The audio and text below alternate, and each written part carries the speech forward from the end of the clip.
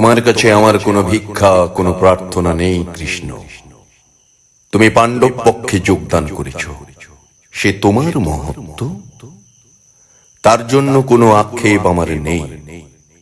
তুমি যুধিষ্ঠিরকে দেখিয়েছ ধর্মের পথ, ধরে নিলাম সে পাণ্ডবদের সাথে আত্মীয়তার খাতিরে। তুমি অর্জুনকে দেখিয়েছ তোমার সেই বিশ্বরূপ।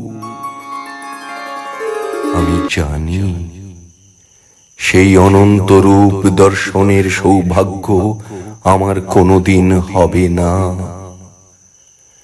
তবু একটি প্রশ্নের উত্তর, কেবল একটি প্রশ্নের উত্তর তোমার কাছে চাইব। তুমি এই উত্তর জানো?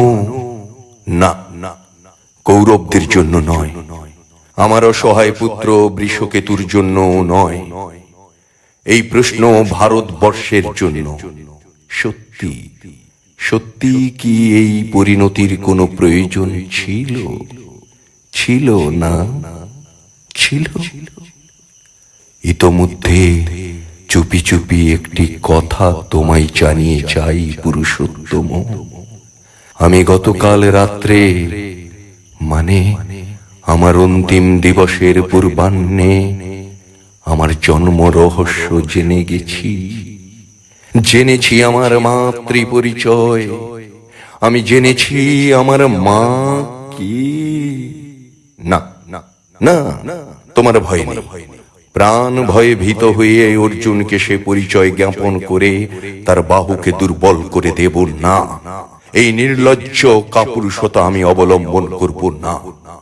তবে তোমার কাছে আমি জানতে চাইব, তোমার এই ধর্মযুদ্ধের পরিপ্রেক্ষিত কি?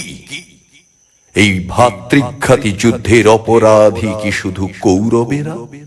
মহামতি ভীষ্ম, তিনিও তো পাণ্ডবদের পিতামহ। কোন অপরাধে আজ সরসজ্জায় শায়িত তিনি? কোন অপরাধে পাণ্ডবদের অস্ত্রগুরু দ্রোণাচার্য আজ শত্রুপক্ষীয়?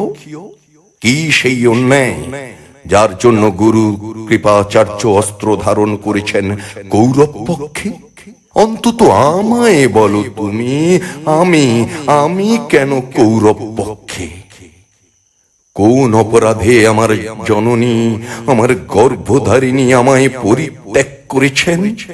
কোন অপরাধে শিশুর মুখের প্রথম বোল যখন ফোটে, সে মা মা বলে কাঁদে, হাসে, স্তন্যদায়িনী মা তখন আকাশের চাঁদ এনে দেন সেই অবোধ শিশুর হাতে।